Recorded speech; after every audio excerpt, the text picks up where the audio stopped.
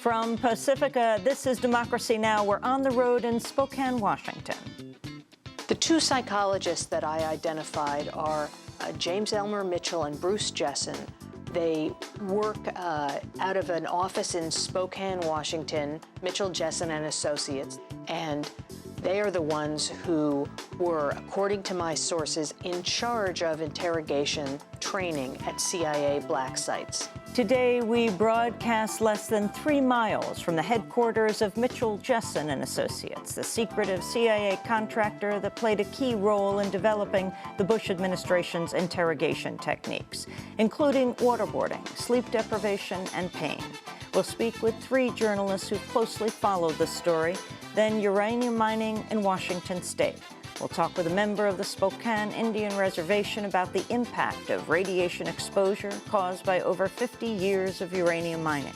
All that and more coming up.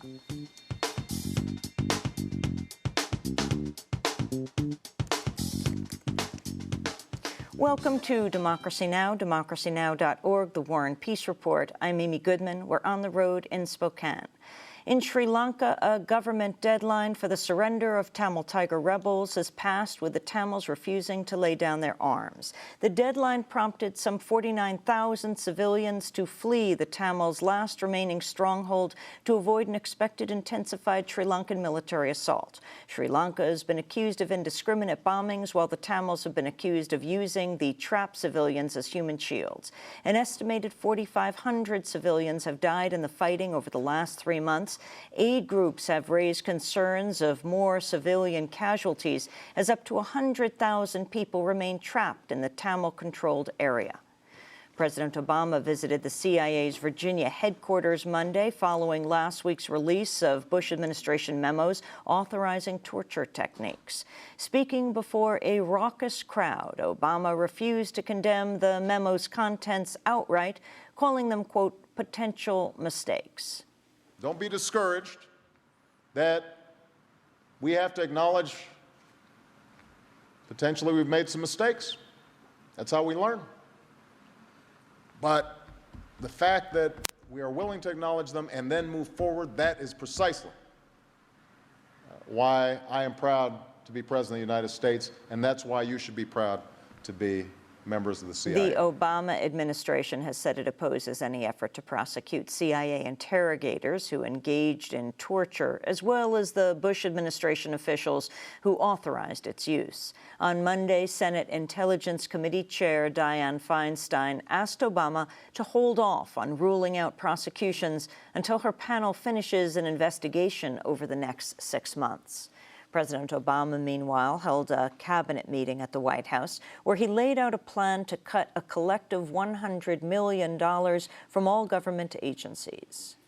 I'm asking for all of them to identify at least $100 million in additional cuts to their administrative budgets, separate and apart from the work that Peter Orszag and the rest of our team are doing to go line by line with the budget and identify programmatic cuts that need to be made. And in the next few weeks, we expect to cut at least 100 current programs in the federal budget. In Geneva, diplomats from 23 European nations walked out of a UN conference on racism Monday after Iranian President Mahmoud Ahmadinejad delivered a speech calling Israel a cruel and repressive racist regime.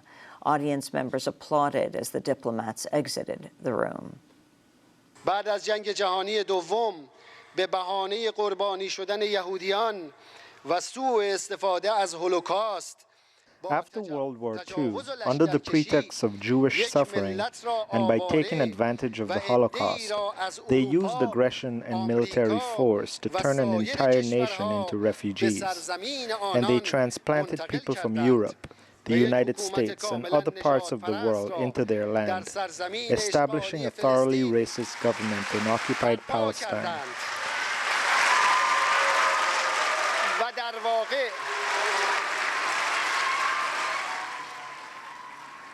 The U.S. and several other nations are already boycotting the conference over concerns it'll criticize the Israeli government. Prior to the walkout, 2 protesters dressed in clown suits were removed after yelling at Ahmadinejad, quote, "You are a racist." Hundreds also protested Ahmadinejad outside the conference, including the Nobel laureate Elie Wiesel. His presence is a scandal. A man who is the #1 Holocaust denier in the world, a man who publicly, repeatedly said that he was going to destroy the people of Israel. His place is not at a place where we discuss human rights. He violates human rights. He preaches hatred, and therefore he should be in jail, actually, in Hague, for incitement of genocide. The Israeli government and its supporters have accused Ahmadinejad of inciting genocide over a mistranslated 2005 speech. After the Geneva session, the Iranian president said Iran has been subject to repeated threats of violence from the Israeli government. زمانی ما می‌توانیم صلح و برادری را تجربه کنیم.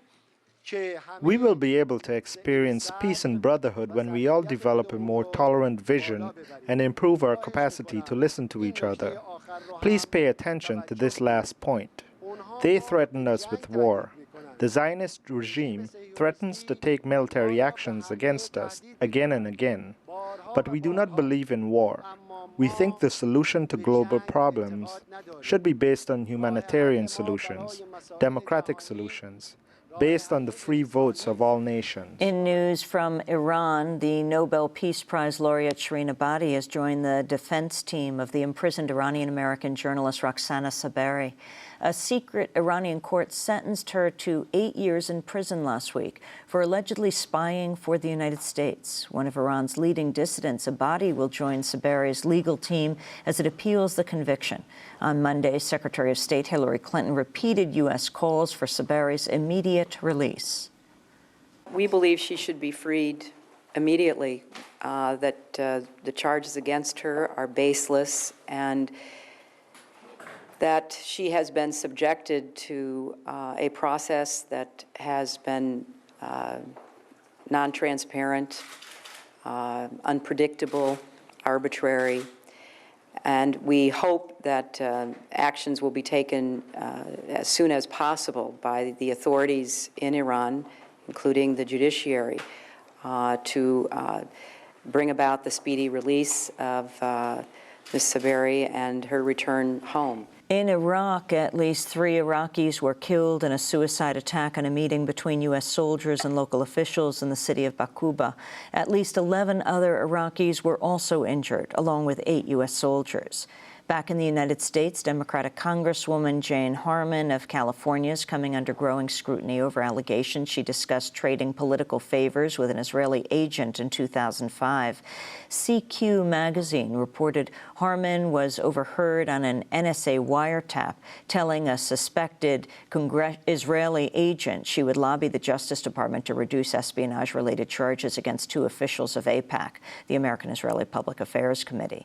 In exchange for Harman's help, the suspected Israeli agent reportedly pledged to help lobby Nancy Pelosi to appoint Harman chair of the House Intelligence Committee after the 2006 congressional elections. On Monday, Harman issued a statement denying lobbying the Justice Department about the 2 AIPAC officials, but she did not deny the allegations of her discussion with the suspected Israeli agent, nor did she address whether she tried to lobby the White House.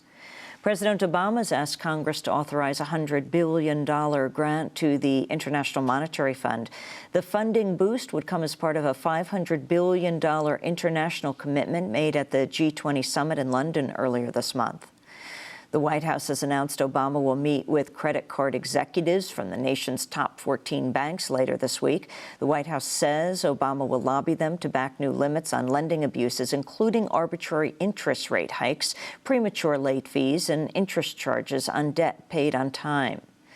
The Inspector General overseeing the government bailout of Wall Street has revealed he is open 20 criminal investigations and 6 audits into whether tax dollars are being misused.